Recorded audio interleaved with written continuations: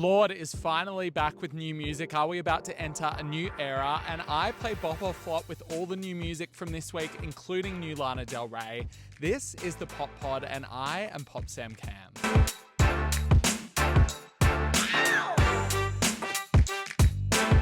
Thanks for joining me for another week of the Pop Pod. If you like what you're hearing, make sure you follow or subscribe to this podcast and let me know what you think of it in the comments. If you can comment down below or reach me in my DMs. I would also love if you could head over and click the 5-star review wherever you're listening to this podcast. Let's get into it. Since I was 17, I gave you everything. Now we wake from a dream. Well, baby, what was that?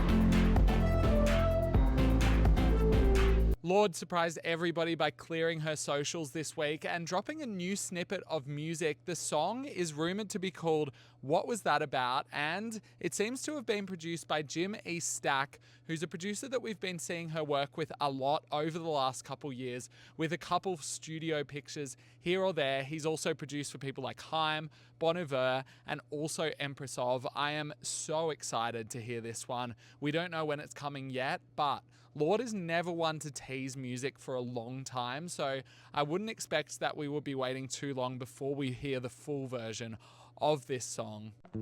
I mean, Henry, come on. Do you think I'd really choose it?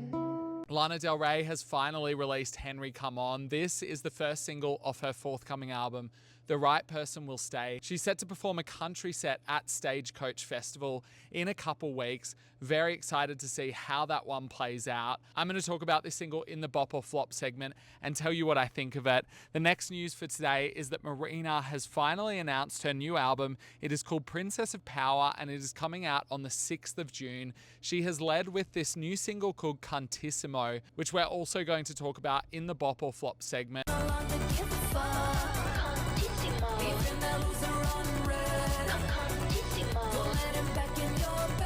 I'm very excited to hear this one. I've been a little lukewarm on the first two singles, but Cantissimo may have turned things around. I'll talk about that one in a little minute. Charli XCX continues to tease something for Coachella. We originally saw billboards heading into the festival with the Brat sign scratched out, which made me think that maybe she was going to bring this era to an end. Now a new billboard has appeared, which clearly teases the film The Moment. We know that Charli XCX has been involved in this A24 film, which is basically a mockumentary about a pop star who is gearing up for her first headline shows. We don't know whether there's new music involved in this, how it is tied to the Brat era, but given that it seems to have the same kind of branding as Brat, I would expect it would be. We're going to find out on Saturday when Charli XCX takes to the stage at Coachella for what is set to be her biggest set of all time. I will be there covering it all weekend. Make sure you follow me on Instagram if you want the up-to-date updates, and I'll also be putting up reviews on TikTok as well. Charli XCX has finally revealed the track listing for her new album Sincerely, which is out on the 6th of March. It's a 14-track album, including the first single, Sunshine and Rain. We don't have any features yet. In fact, maybe there is no features, but I'm very excited to hear this one. There's also a small snippet of new music. Have a listen.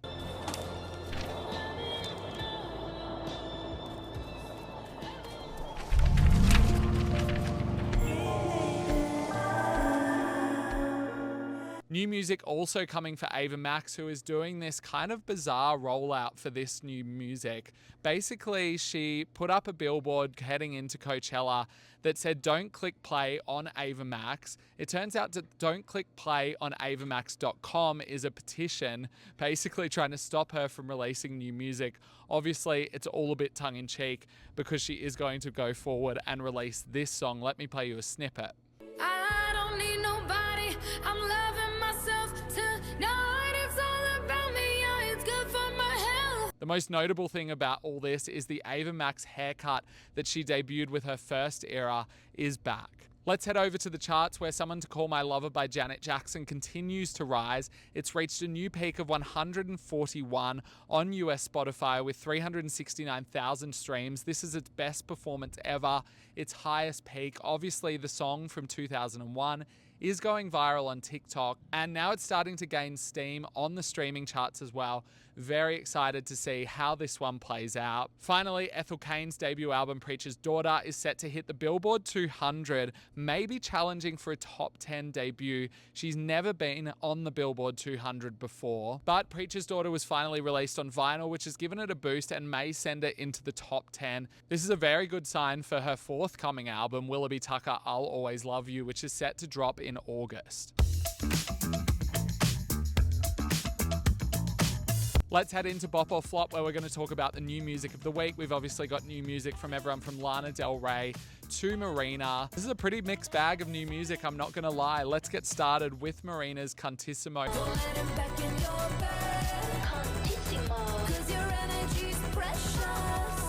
This is the third single from her forthcoming album called Princess of Power. It kind of feels like the lead single to me though. It's come with like a very high budget music video and a great promotional rollout with a billboard at Coachella. She's obviously set to play the festival on the weekend as well. This one to me finally captures the energy that I think that she's been looking for. I'm feeling like she's really going back to that kind of Electra Heart sound with also a little bit of her debut mixed in as well. The beat for this is just absolutely menacing. It's non-stop. It hits you from the moment it starts. And I think that Marina's performance is so engaging and charismatic. It is a little bit of a reheat of her nachos, sorry to use that term, but I don't care because she's doing it extremely well and I'm happy to hear her on her game finally. Maybe this record is starting to make sense to me now. Mariah Carey is releasing a 20th anniversary edition of her album, The Emancipation of Mimi, an absolute classic in my books. And now she's released a Kite Renata remix of Don't Forget About Us, which was a #1 single off the deluxe edition of the album.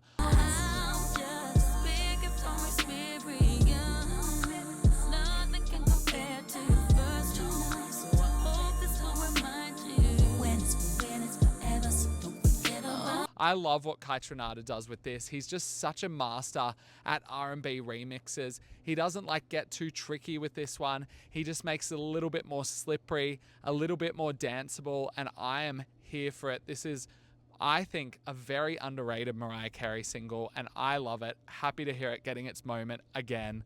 Let's talk about Lana Del Rey. I mean, baby, come on. Do you think I'd really lose it? Henry Come On, the first single from The Right Person Will Stay. She's been teasing this one for a while, basically giving us the first verse, like, what, almost a year ago. And now we get this full version, and I have to be honest, I am surprised by it. I wasn't expecting it to be so lengthy. It's a sprawling 5-minute epic. The chorus just like goes on and on and on.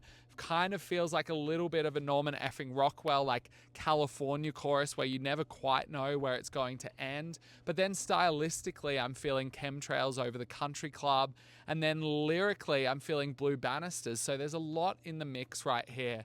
It really takes off towards the end of it, where you get this beautiful orchestral section. And I think Lana Del Rey's vocals absolutely fly as well. Such a beautiful performance. I love hearing her in this country kind of vibe. I think that it actually really suits her songwriting and it really suits her voice as well. And I'm just excited to hear her explore it more over different ways. I hope that we're not getting just a bunch of ballads.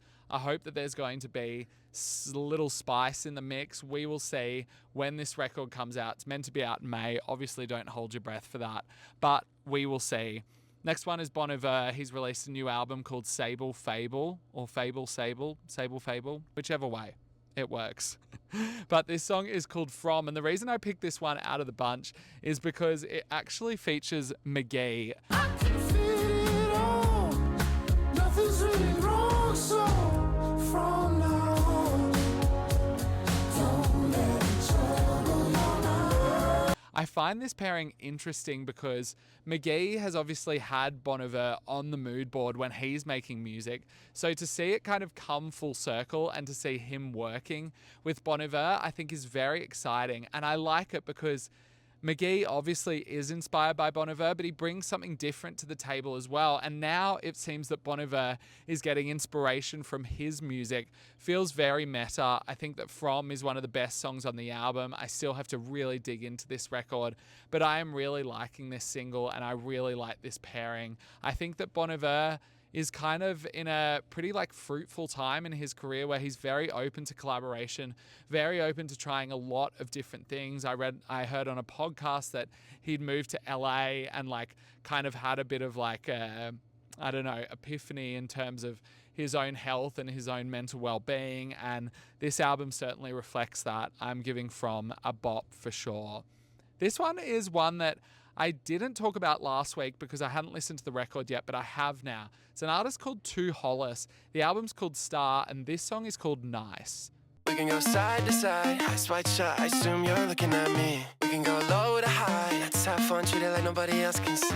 The Guardian called Too Hollis basically a male version of Charli XCX, and I can kind of see that in the way that he's sort of risen from underground electronic rap sounds and is now making more like, I guess this album's kind of more delectable pop music, particularly this track Nice, which just hits. For me, it's kind of got a nostalgic electronic vibe that goes back to an artist like Calvin Harris or somebody like that, but then I'm also hearing the Blade and Young Lean influences as well on it.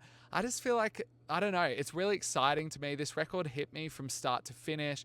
I felt like it was high octane. It never took its foot off the gas. And I think that Too Hollis has a really good feel for melody, which I don't think a lot of these like underground electronic artists always do. So I can kind of see a mainstream moment happening for him. And I really liked Nice. Next one is Callum Hood with Don't Forget You Love Me.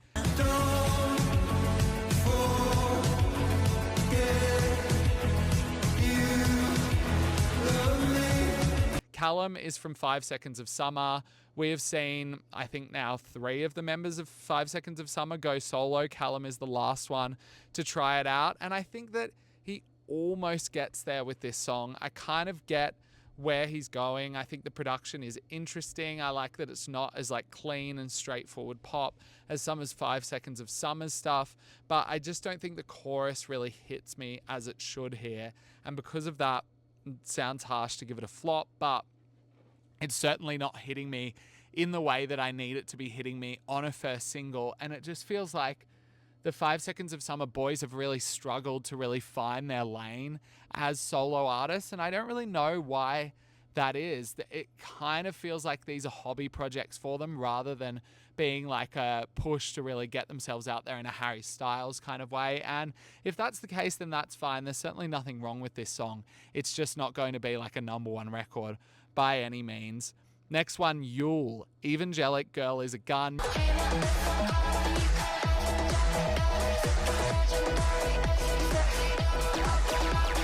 Yule has a new album coming out. If you know her, she's an experimental pop artist, makes very murky kind of pop music. The first 2 singles were almost too experimental for me, but this one is actually hitting because it has this really sweet pop melody that runs through it. I can hear the Grimes influence in here, particularly to Grimes like probably work that she was doing like 5 years ago, more so than like what she was doing with an album like Visions. And I like that. I like that through the murkiness and the haze of this production, you get something that you can really latch onto. And I think that Yule is a really clever artist in doing that.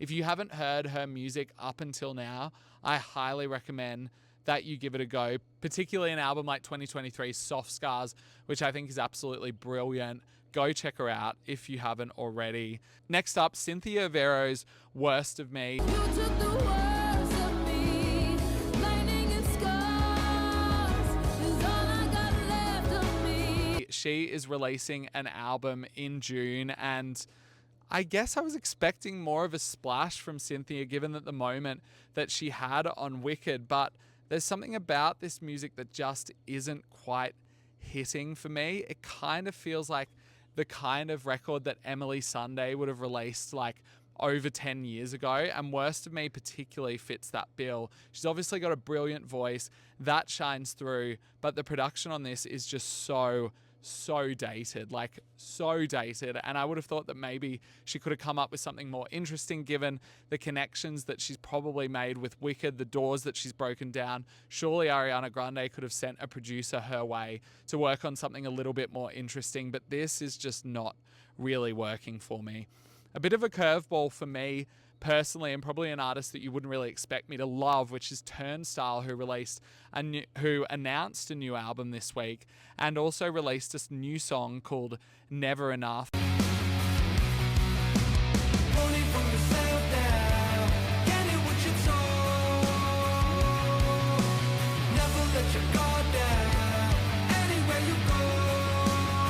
They obviously got some real notoriety on their last album, which I thought was excellent. It was called Glow On, and you can kind of hear that they're going for something a little bit larger on this song, Never Enough. It feels like the kind of rock song that is ready for an arena, more so than their last work that was a little bit more alternative leaning and didn't feel like it had that kind of ambition to it, even though that's certainly the place it took them to. I like this. I think that it works. I don't think it's as interesting as some of the stuff on Glow On, but I think that it proves that maybe they do have a place as an arena rock band, which is certainly not something that I had ever considered. That is my bop or flop for the week. If you want more of what I'm listening to, I have a playlist that I put up on Apple Music and Spotify every Friday called Pop Sam Cam's New Music Friday. I'll drop that in the show notes if you want to go and listen to that.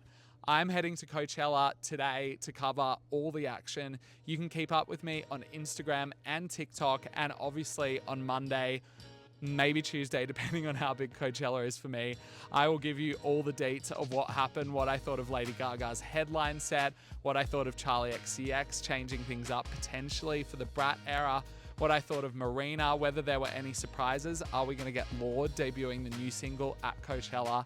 It all remains to be seen. I will talk to you next week.